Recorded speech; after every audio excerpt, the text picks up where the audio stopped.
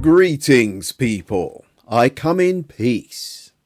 Well, I think the phrase slap in the face doesn't quite capture how much of an affront, snub, and stab in the back this is. I am gobsmacked and astonished at the brazen treachery and unabashed duplicitous nature of Conor's actions. It's not because Eddie Hearn is an angel. He's not, we know this. But when someone goes out on a limb for you, puts his personal and business reputation at risk for you, ill-advisedly, I might add, it's extremely ungrateful and unappreciative to turn around and kick them in the stomach. That must be excruciatingly painful for Eddie. God. Eddie was looking like Conor's ride or die chick.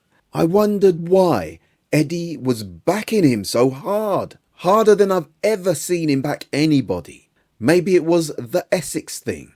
I think Conor lives around his village, in the same village. The whole Mockney thing. I don't know, but Eddie made himself look petty, especially with the Chris Eubanks Jr. fight. We'll have it on site. Nonsense.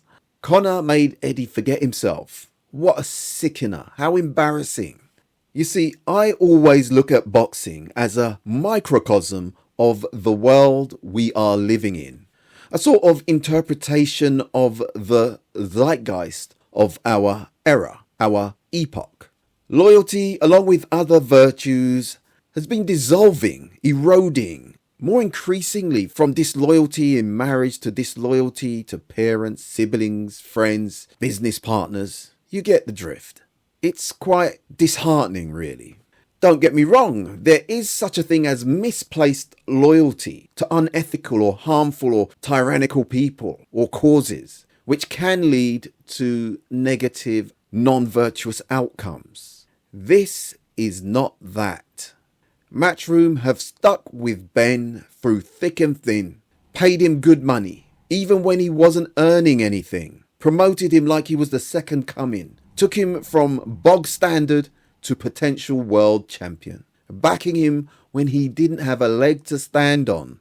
He tested positive for PEDs twice, and we still don't have an explanation. How about that? Matchroom built him when others would have dusted their hands off and moved on. When he got knocked down by Cedric Piernaud, that would have been it. Eddie was battling the likes of Simon Jordan on TalkSport, the British Boxing Board, journalists and fans, all for the brat Conor Benn. And I'm tired of those feeble excuses that there's no loyalty in boxing. What's the point then? Dog eat dog, trust no one. Well, you have to trust somebody at some stage. We can't keep validating disloyalty because of money, as if that makes treacherous behaviour okay. It doesn't. That's selling your soul. By the way, there is loyalty in boxing. There's lots of trainers and fighters who are very loyal to each other. So let's stop normalising grubby conduct from grubby promoters, managers, trainers who just see the money and the percentage and lose themselves. I mean, this happens no matter where we are, what we do. There is greedy, unethical, nasty, sellout people that will do anything for extra money. So passing it off as, well, he's feeding his family and he's looking for generational wealth. Come on now. These guys are past that. They're multi-millionaires already. All they got is their character. And he sold it. Loyalty is a vital component of a solid man. It implies dependability and a willingness to transcend self-interest for the greater good. These are not people sleeping in a doorway looking for their next meal. They don't have to steal to eat. They live in luxury. It's nothing for Conor Benn to spend £50,000 in Louis Vuitton. Eddie said he'll drop 50 bags in Vuitton like he's buying a bag of Haribos. Let's juxtapose Conor's actions with those of Johnny Fisher, who the other day had an approach from a Netflix official And straight away he got on the phone to tell Eddie and let him know. Conor wouldn't even talk to Eddie on the phone. He got his lawyer to contact him. Can you believe that?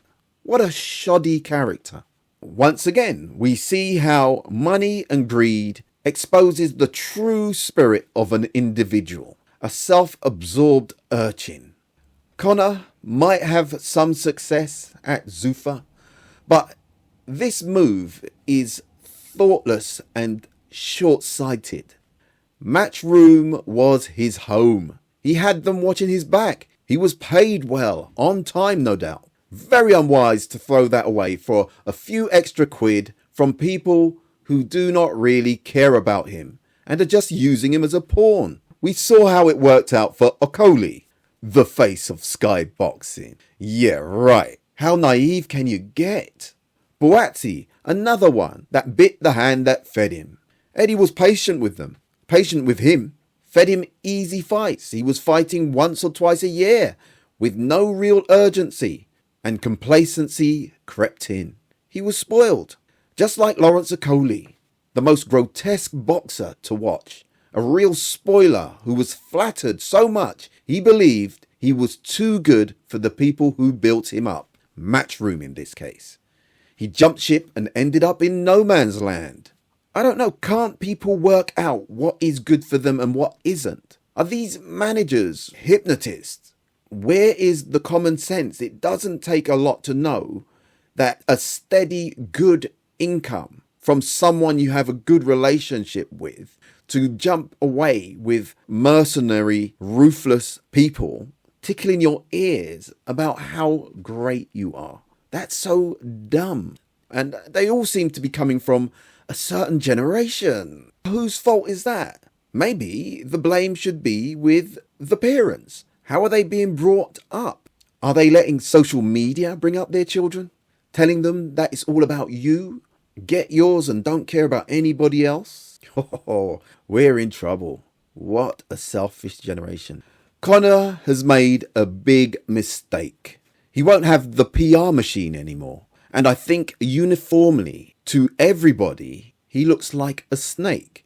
He wasn't very likable in the first place. Now, he's legitimized how people feel and underlined his unpalatable personality.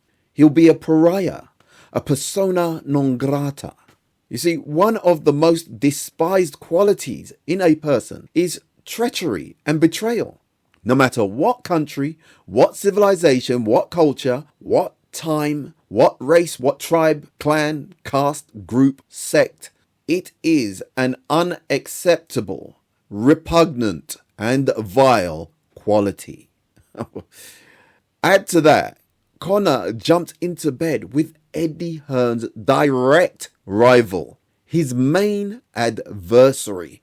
Can you believe that? That is cold. What was he thinking? He's an impish young man. Not to understand the optics of that move is just callous, insensitive, and cruel. As I've said, we're not talking about misplaced loyalty here. You've got to be loyal to people who were loyal to you. Come on. And Eddie is a lot of things, but he was loyal to Conor to a fault. It's not just business. That's a cop-out. Or I understand why he did it. Forget that moral relativity nonsense. There is right and there is wrong. Full stop. And it's universal. Stop playing with your own head. The confusion starts when we begin second-guessing and finding ways to justify the wrong. It's a slimy move. End of story. Anyway, we are where we are. It'll be interesting to see where this goes now. Anyway, thanks for listening. Please subscribe. And remember, choose life. Thank you. So, that's it, huh? Yeah, that's it, all right.